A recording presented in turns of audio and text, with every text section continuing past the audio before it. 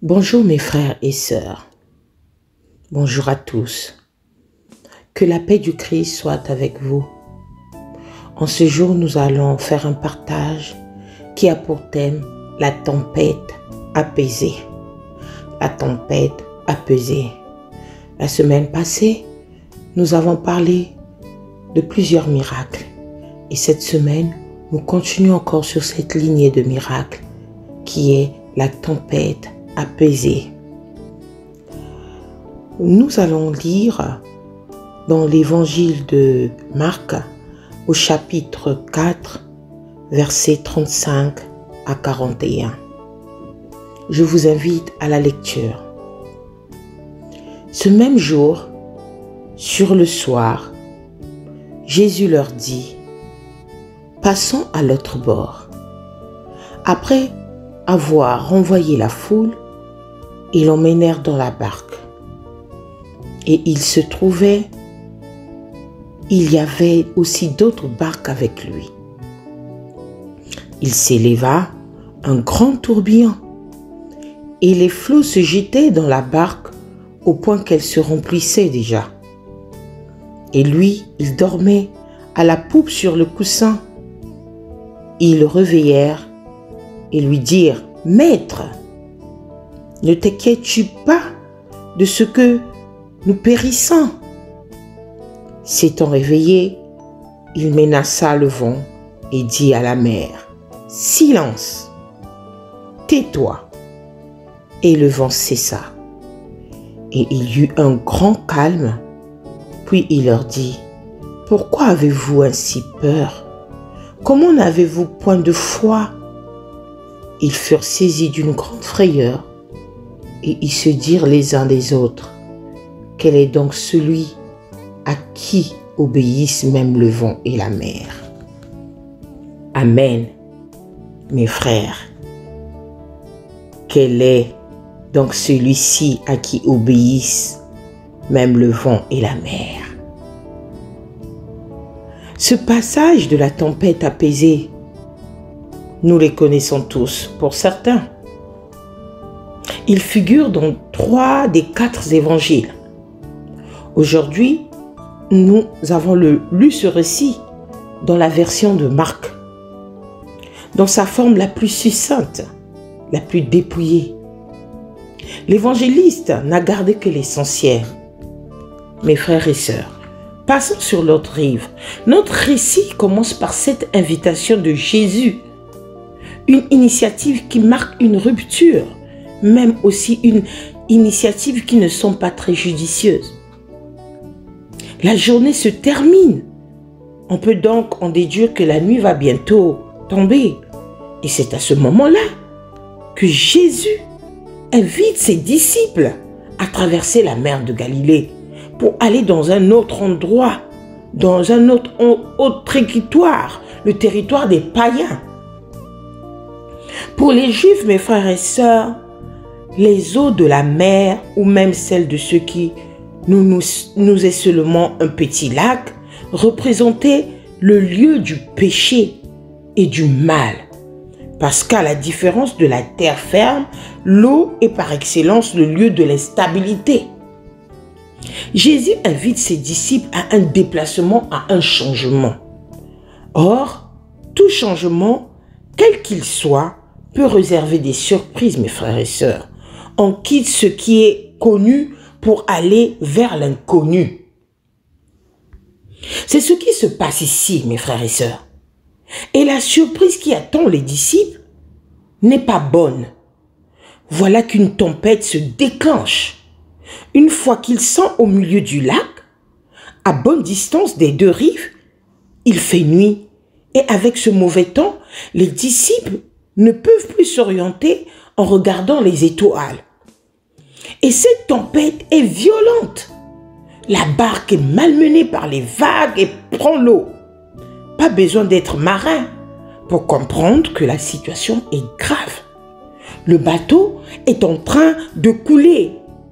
Les disciples sont d'ailleurs tout à fait conscients du danger. Et ils sont gagnés par la panique. Savent-ils seulement nager, mes frères et sœurs? Imaginez-vous à la place des disciples. Savent-ils nager? Certains parmi nous ne savons pas nager. Mais tu te retrouves dans le cas des disciples. Que feras-tu? Avant d'aller plus loin, pensons à des situations de changement qui ont pu affecter nos vies.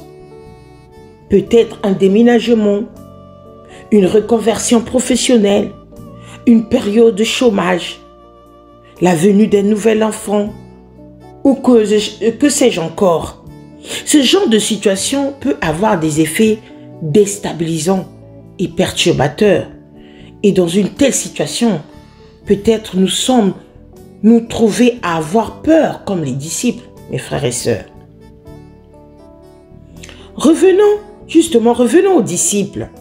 Non seulement ils voient que la tempête se déchaîne, mais en plus, ils constatent qu'ils sont seuls face à cette situation. Parce que celui à qui ils pourraient s'adresser en cas de danger, celui à qui ils font confiance en toutes circonstances, eh bien, il dort. Jésus dort. Il fait partie de ces gens qui ont la chance. Les disciples, ils font partie de ceux qui ont la chance de pouvoir dormir en toutes circonstances. Son sommeil n'est troublé. Le sommeil de Jésus n'est troublé ni par le bruit du vent, ni par les mouvements de la barque, ni par l'agitation des disciples. On pourrait dire qu'il dort du sommeil du juste. Les disciples en sont d'ailleurs irrités, au point qu'au bout d'un moment, ils ne peuvent plus et ils interpellent violemment, ce qui a pour effet de le tirer de son sommeil. Oui, Jésus dort. Alléluia. Lui, il n'est pas pris de panique. Il ne se rend compte absolument de rien. Car ce qui fait la différence entre lui et les disciples, ce qui fait que ce même événement est vécu de manière complètement différente, ce n'est pas l'événement lui-même, mais c'est la conscience de l'événement. Jésus n'a aucune conscience de ce qui se passe. Oui, ce qui provoque ici la panique des disciples, ici, c'est la conscience qu'ils ont de cet événement. Mes frères et sœurs, nous avons parfois la conception de Dieu tout-puissant et omniscient. Si Dieu est Dieu, comment ne serait-il pas tout? De nombreux passages dans les évangiles montrent qu'il n'en va pas toujours ainsi par Jésus. Certes, il lui est arrivé d'avoir les presciences de ce qui allait se passer, mais pas toujours. Et parfois, il a reconnu ouvertement son ignorance. C'est tout à fait normal, parce qu'il est non seulement Dieu, mais aussi l'homme, avec toutes les limitations que cela implique. Ici, il a besoin de récupérer ses forces. Toute la journée, il a parlé à la foule et on imagine son épuisement. Il a fait des miracles, il a guéri. Alors il dort. Il dort d'un sommeil profond. Et quand on dort aussi bien, on n'est pas conscient de ce qui se passe autour de soi. Le bateau coule et il dort. Il paraît indifférent au sort des disciples. C'est en tout cas leur sentiment. Maître, maître, nous allons mourir. Cela ne te fait donc rien, lui disent-ils. Bien sûr, à partir du moment où Jésus intervient, tout rentre dans l'ordre. Alléluia! Le vent tombe, la tempête cesse. Celui qui, voici quelques instants, était plongé dans l'inconscience du sommeil, mes frères et sœurs, se réveille tout à coup le maître des éléments naturels et assume toute la prérogative de la divinité. Mon frère et sœur, mon frère et ma sœur, dans leur barque, les disciples en sont quittes pour une grande frayeur, mais tout s'est bien terminé. On peut tout de même imaginer que pour eux, cet événement n'a pas été sans conséquence et qu'il leur a au moins appris quelque chose. En tout cas, Jésus a une visée éducative. Quand il leur pose cette question, pourquoi avez-vous si peur? Alléluia! Jésus pose la question, pourquoi avez-vous si peur? Par là, il invite les disciples à s'interroger sur leur action de peur, comme si elle n'était pas naturelle. En fait, leur peur est tout à fait naturelle. Et nous aurions sans doute réagi comme eux, hein, mes frères. Nous aurions tous réagi comme eux si nous avions dû affronter cette tempête. Il n'empêche que Jésus, lui, n'a pas eu peur. Et il n'a pas eu peur parce qu'il n'était pas conscient de ce qui se passait. N'est-ce pas là un des enseignements de ce récit, mes frères, mes sœurs? Parfois, comme les disciples, nous sommes conscients, peut-être trop conscients de ce qui ne va pas, du mal qui est à l'œuvre dans ce monde, de ce qui nous menace. Mais nous nous souvenons que dans la Genèse, le serpent promet à Ève la connaissance du bien ou du mal. À partir du moment où Adam et Ève font ce qu'il dit le serpent, ils perdent leurs états d'innocence et on connaît la suite. Cette conscience des événements n'est d'aucune aide pour les disciples. Ils n'ont aucune prise sur les éléments naturels, sur le vent qui souffle et sur la mer desséchée, sont seuls et effets de susciter leur peur.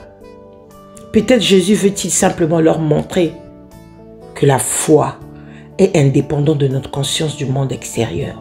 La foi, mes frères et sœurs, est cette confiance que tout se terminera bien, quelle que soit la gravité des dangers qui nous menacent, mon frère et ma sœur. Finalement, être disciple du Christ, c'est peut-être tout simplement ne pas se focaliser sur la manifestation du mal et retrouver ainsi un état de conscience.